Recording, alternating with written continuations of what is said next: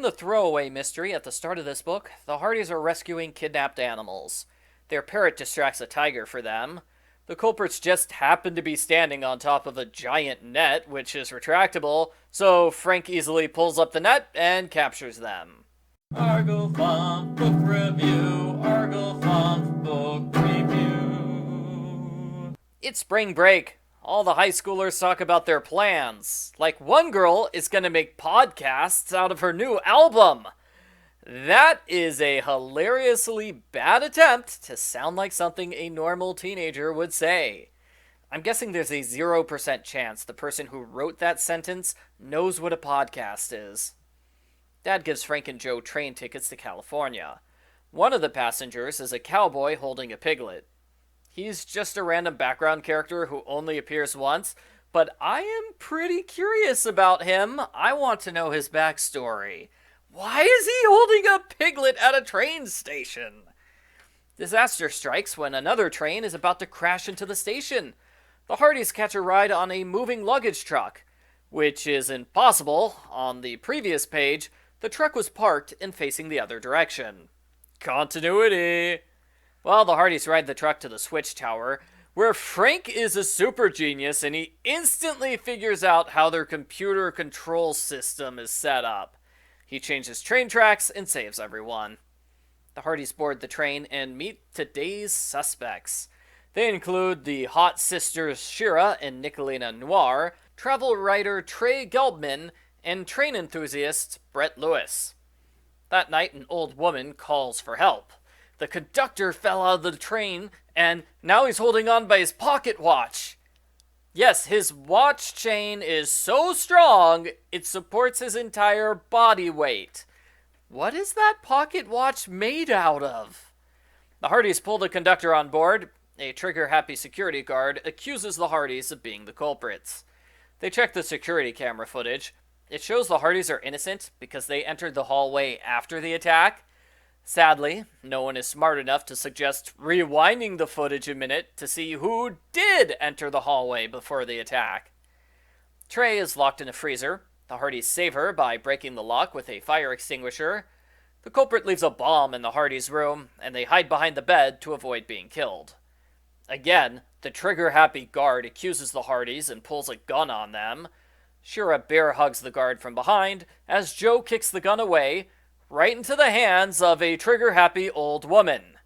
Granny Gunn threatens to kill them all. The Hardys escape by pulling the emergency brake. We never see Granny again after this. It's like no one cares Granny attempted to kill 5 strangers. Speaking of easily forgotten murder attempts, Brett starts choking Trey. The Hardys save her. Brett explains he's angry because she gave his book a bad review. His book? When did he write a book? I thought she was the author, not him. She mentions her editor in this scene, so I don't know. It feels like we missed a line of dialogue somewhere. It definitely would have made more sense if we knew Brett was an author before learning his book is a murder motive. Frank deduces the culprits trying to frame them because all the attacks are random, unrelated incidents.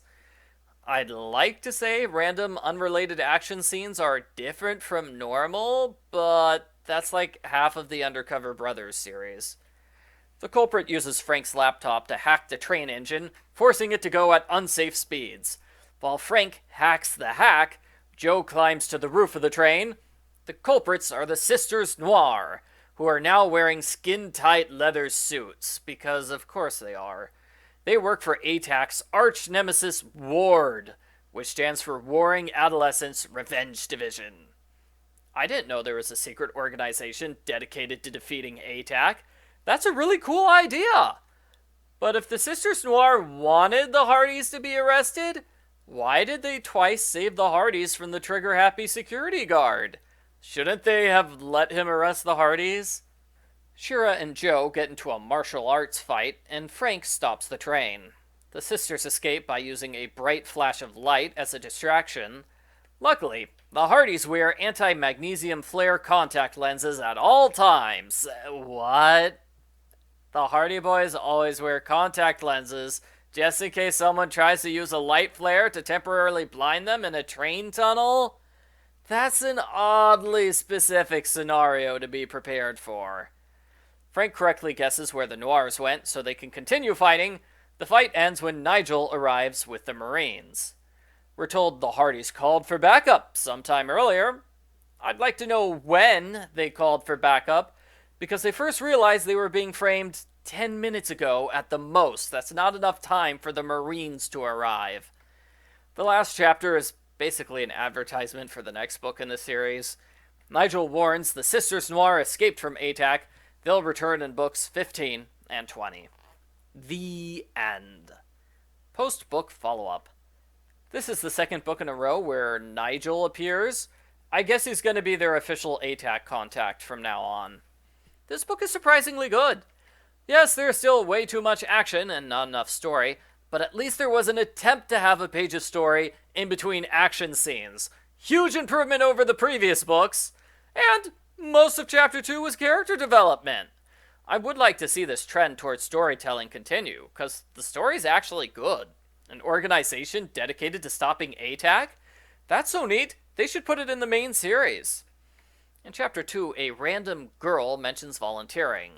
The verso says she's Callie Shaw, although she looks nothing like the Callie we saw in the first graphic novel. She has a different hairstyle and color. This book has 3 different artists, and there was no attempt to have a unified style between them, so you can tell exactly where the new artists took over. Daniel Rendon, who did most of the previous books, drew pages 1 through 16, 18 through 26, and 31 through 33. The new artists are okay. The Hardy Boys are not as tall, they're less buff, and all the women are gorgeous. They have giant, body parts, including Granny Gunn. Yeah, Granny Gunn is kind of hot now. The speech bubbles are a little odd at times. There are a few places where a speech bubble from one panel is actually contained inside a second panel. That was a little weird. Overall, I would say this is better than the last 2 graphic novels. You'll notice an author tried to murder someone over a bad book review. I sure hope that doesn't happen to me. I give Hardy Boys Undercover Brothers graphic novel number 7, The Opposite Numbers, a 6 out of 10.